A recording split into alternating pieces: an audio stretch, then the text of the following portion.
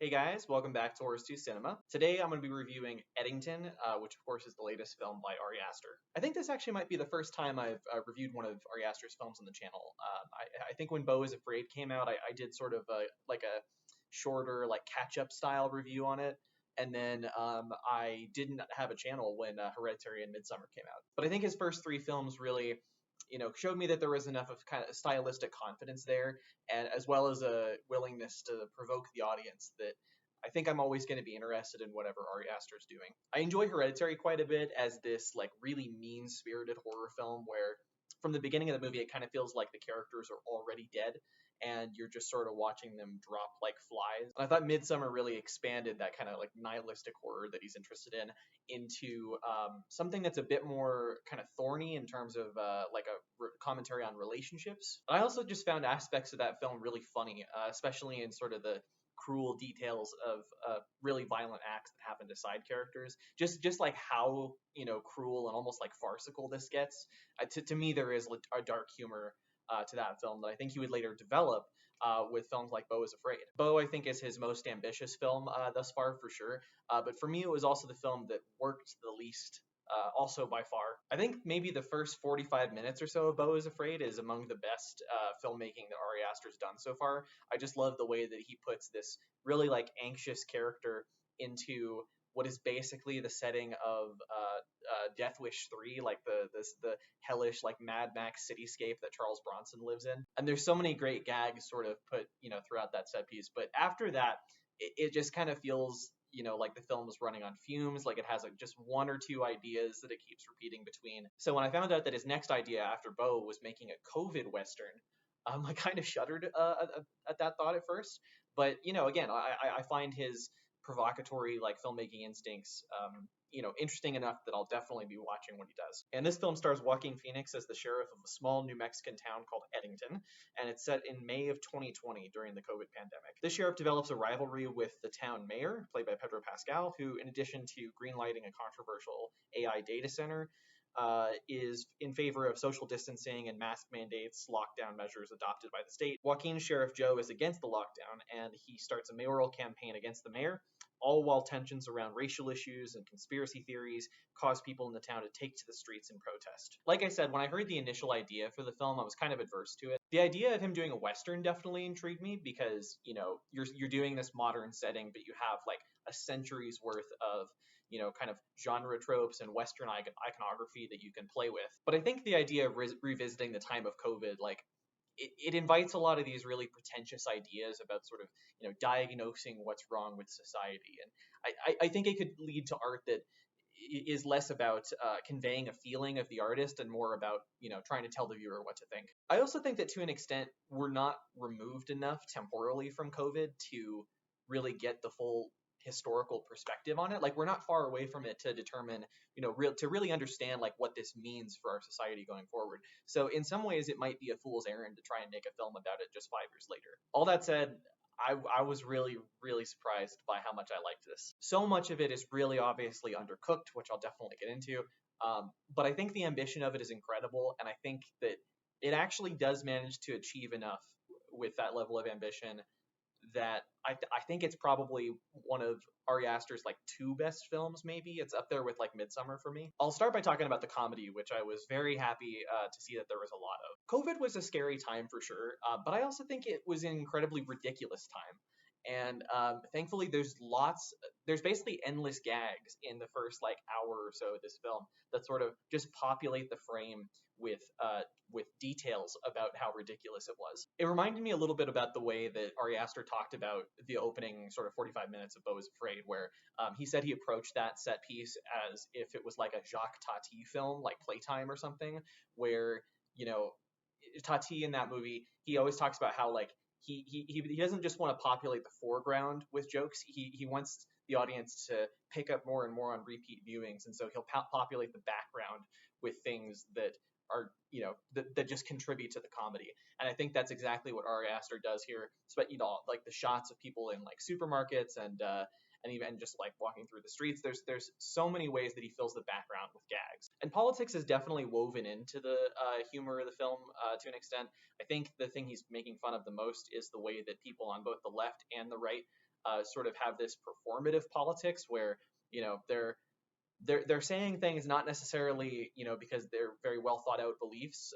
They're saying them because it sort of increases clout within their own social circles in a way. Whether it's like very far right wing conspiracies, that were just abundant during the pandemic, or because there's a lot of commentary on like the George Floyd protests here, and while you see people, very just normally protesting police brutality, you also see people who kind of use that to sort of stand up and basically try to prove how woke they are to their friends. And more importantly, what I think Ari is interested in here is less, the specifics of partisan politics or even necessarily polarization. I think what he's interested in most is just the human condition and how people react when you put them in such an isolating situation like the pandemic. And more fundamentally, I think his interest is, not just the isolation of the pandemic, but the isolation that is imposed on us by social media algorithms that are designed to curate our feed to to what we're interested in, and is trying to maximize engagement to every individual person. A movie I thought a lot about while watching this was that movie Civil War that came out last year, which I think similarly was accused in public discourse of trying to start a lot of debate and trying to really diagnose kind of the state of the US. And my issues with it were that it doesn't actually have a lot of ideas to say on that front. I mean, I think it's correctly, critiqued as being like the centrist movie about, American extremism and polarization. It's just like, why are you two guys fighting all the time? What's wrong with you guys? But it doesn't actually have anything to say about, kind of the specifics of it. And B, it also wasn't interesting enough stylistically, as sort of like an exploitation movie, to get my interest in that way. And I think Eddington is far from perfect, but it's able to really, exceed Civil War in both of those departments. I think it actually does have something to say that's not necessarily like from a centrist perspective, but it's very much from just Ari Aster's perspective. He's really giving you his ideas. I think those ideas can connect with audiences past, present, and future. Like they have something to say that is in line with the history of movies, things that movies are always talking about. Think of something like They Live, just sort of, the people who have power exploiting people without power. But more importantly, for me as a member of the audience who just wants to enjoy this as escapist art, I really liked this as like a stylistic Western, and also really as a crime thriller. It uses a lot of Western iconography for sure. The classic image of the cowboy, which you sort of see with Sheriff Joe. Definitely you have like the Western vistas that look a lot like John Ford movies. There's even like some direct footage used from a John Ford movie at one point. And so, with all that iconography, I think you sort of start to think about, as a member of the audience, like what those images mean now in our modern context. Like how does the classic image of the cowboy inform our modern world and our modern institutions? And I think you really see that with Sheriff Joe. I mean, I think he's somebody that probably would be a fan of a lot of those, old classic John Ford westerns, and think of himself as this like tough cowboy trying to save the town. But that archetype just doesn't really fit in the modern world. And there are all these much more powerful institutions that sort of curtail what impact he thinks he can have on the situation. And also you just look at something like the Western town, which a lot of revisionist westerns definitely get into the idea that greed is really the only institution in these towns. But but the more classic westerns, you do get more of a sense of community, a sense of purpose by a lot of the townspeople. And in this, it's sort of contrasting that idealistic view with, like Western town, this town now, its sense of community is being eroded again by these like tech institutions. But where the movie really gets interesting to me, like in terms of genre, is definitely as sort of a crime action thriller. About 2/3 of the way through the movie, Joaquin Phoenix's character does something that very much changes the tone of the film, becomes something much darker, and you sort of watch him deal with the consequences of that decision that he makes. And this is one of the few issues I have with the film. I think that after he commits the crime, I won't say what it is, but after he commits that crime, the film immediately starts dealing with it starts like milking the tension of, okay, like he's committed the crime and now he has to sort of cover it up, like are his fellow like are people going to find out about this, etc. But then it just sort of goes off into a different direction, into like, again, more of like an action set piece, which I liked on its own, but I just kind of wish that they were able to milk that tension a little bit better, to where it progressed to a more satisfying finale. But when it does go in that direction towards the end of the film, it becomes, like I said, much more of a siege sort of crime thriller. And this really contains some of the best direction in the film, I think.